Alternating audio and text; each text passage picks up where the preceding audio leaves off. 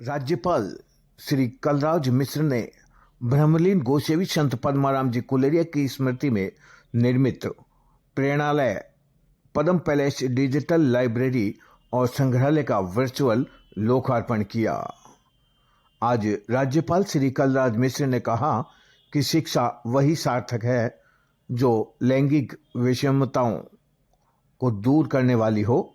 उन्होंने कहा कि वही समाज तेजी से विकास की राह पर आगे बढ़ता है जहां बालिकाओं को शिक्षा के अधिकाधिक अवसर मिलते हैं।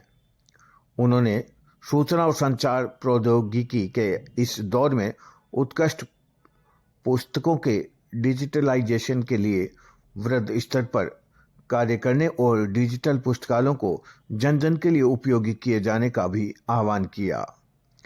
श्री मिश्र ने सोमवार को ब्रह्मलीन गोसेवी संत पद्माराम जी कुलेरिया की पुण्य स्मृति में बीकानेर के नोखा में सीलवा गांव में निर्मित प्रेरणालय पद्म स्मारक, नवनिर्मित डिजिटल लाइब्रेरी, संग्रहालय, प्रतिमा लोकार्पण और बालिका विद्यालय शिलान्यास समारोह में जयपुर से वर्चुअल जुड़ते हुए ये बात कही।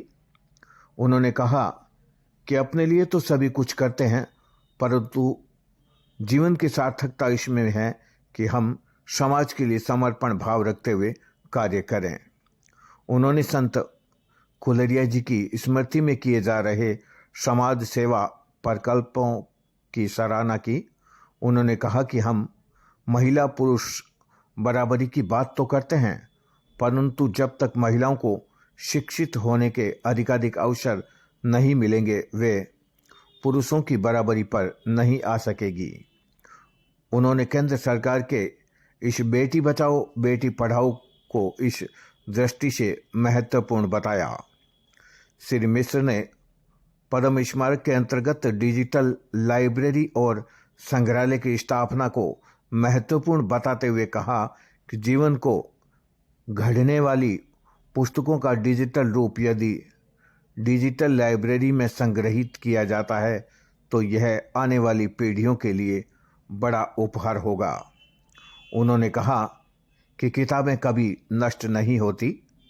किंडल और अन्य रूपों में किताबें फिर से लोकप्रिय हो रही है।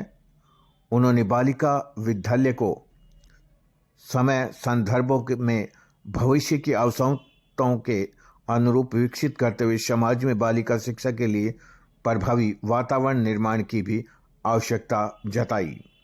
इससे पूर्व उन्होंने ब्रह्मलीन गोसेवी संत श्री पद्माराम जी कुलेरिया की स्मृति में प्रकाशित ग्रंथ का भी वर्चुअल लोकार्पण किया। अब हम आपको दिखाते हैं इस कार्यक्रम की मुख्य झलकियां जो हमें देखने को मिली। इस अवसर पर बहुत बड़ी संख्या में लोग एकत्रित हुए। संत पद्माराम जी कुलेरिया के मंझले सुपुत्र श्री शंकरलाल कुलेरिया ने भी सभी का आभार व्यक्त किया।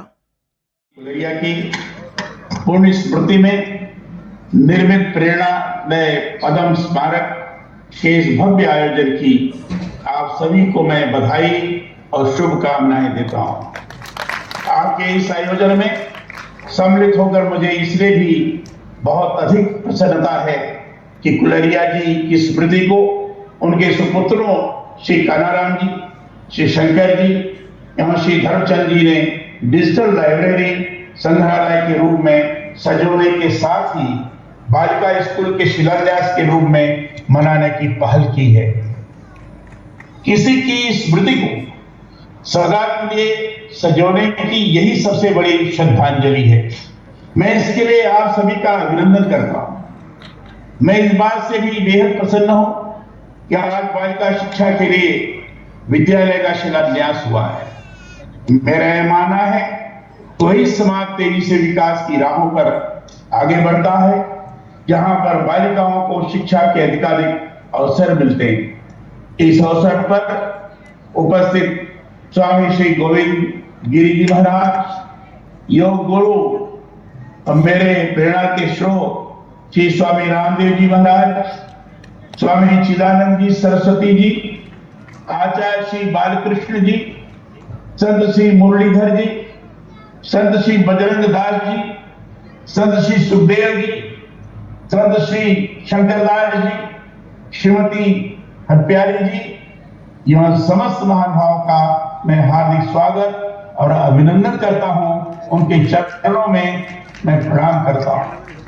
बालिका शिक्षा आज के समय की इसलिए भी सबसे बड़ी आवश्यकता है कि एक महिला यदि परिवार में शिक्षित हो जाती है तो पूरे परिवार को वह शिक्षित कर देती है। एक बालिका के शिक्षित होने का अर्थ यह है पूरे समाज का शिक्षित होना।